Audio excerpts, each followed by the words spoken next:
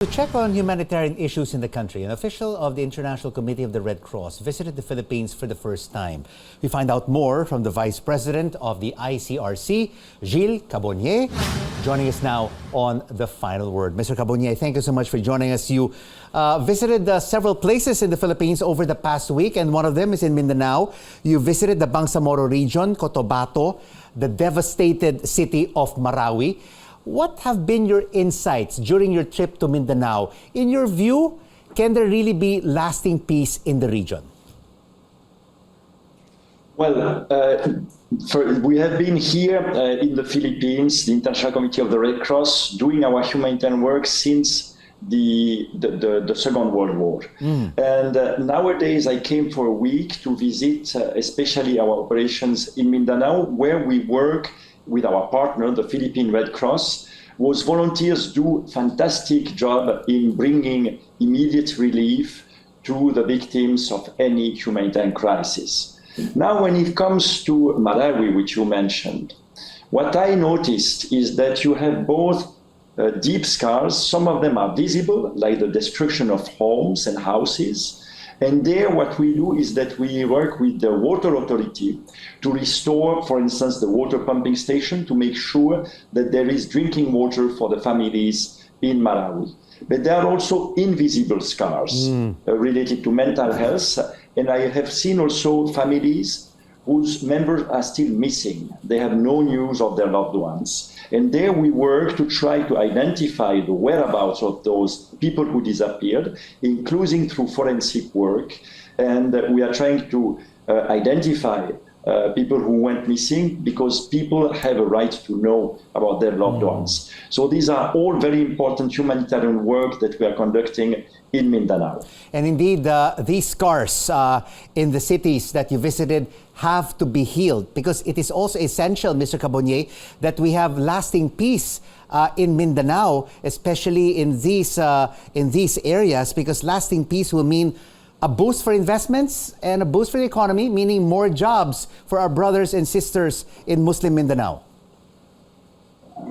Yes, and one thing that we do is that we have engaged for many years a dialogue on international humanitarian law, on humanity that must be preserved even in the midst of an armed conflict, to reduce suffering, but also to reduce grievances. Because if you abide by international humanitarian law, and we have a dialogue which is very frank, very open with the military, with the police forces, but also with other armed groups, it reduces then the level of grievances, and it facilitates an enabling environment for peace consolidation. Mr. Carbonnier, you also visited the Quezon City Jail. What were your observations regarding prison conditions there?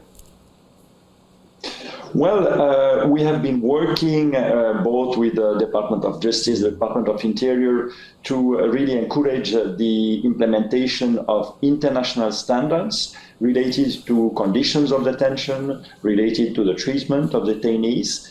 And we have shared our expertise that we have from our work in over 100 countries. And what I found there is one issue which is very prevalent is congestion. The overcrowding of prison, as in the Quezon City Jail. And there we are discussing on ways we can share expertise support to address first the causes of congestion, but also the consequences for the inmates. And there are many steps that have been taken to try to address this issue. We continue to have a very frank and I think productive dialogue to address that specific issue related to overcrowding in prisons. And of course, apart from these visits, you also had key meetings with top-level Filipino officials. What was on your agenda with them?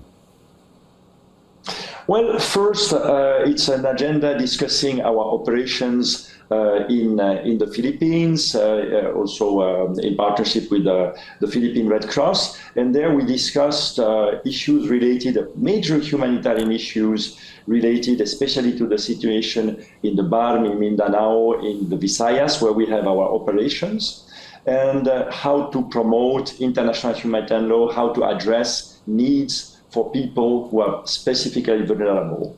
But we are also active as an international humanitarian organizations, promoting the Geneva Conventions, all the way from, of course, Ukraine nowadays to Afghanistan, Myanmar, to the situations related also here across the region.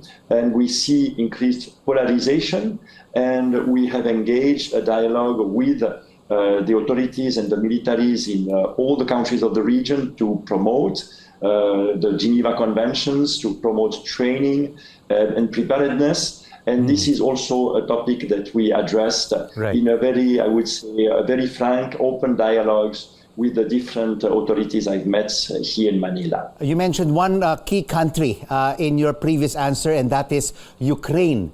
And this ongoing conflict between Russia and Ukraine has affected global economic developments, from the flow of trade to higher fuel prices, the depreciation of many currencies, and soaring inflation. And ICRC has been proactive in this armed conflict. What are your operations there and priorities? Well, you know, we have been active in the Donbass, in the eastern part of Ukraine, since 2014. And during 8 years, you had almost daily skirmishes, and we had about 600 staff working on both sides of the line of contact in the Donbass. Of course, since the 24th of February this year, with this huge escalation in the international armed conflict, we have stepped up our operations across the country. We do many things. One thing that we do is that we engage in confidential dialogues with all the parties to the conflict, including, of course, in Moscow and in Kiev, in order to address fundamental issues related to the respect for the Geneva Conventions. Then, in Ukraine proper, we try to help restore essential services for the population, try to provide immediate assistance to the displaced. And for instance, yesterday, our teams made massive life-saving distributions of assistance in Kherson city, as well as in Mykolaiv. But we also are reminded that there are other places beyond Ukraine that deserve a lot of attention. And in our dialogue with the International Community of States, we try always to tell them, as much as we need attention on Ukraine, we don't need to neglect many other contexts, some of which I mentioned, and including our own efforts here in the Philippines. Mr. Carbonnier, enjoy the rest of your stay here in the Philippines, and thank you so much for visiting the country. ICRC Vice President Gilles Carbonnier.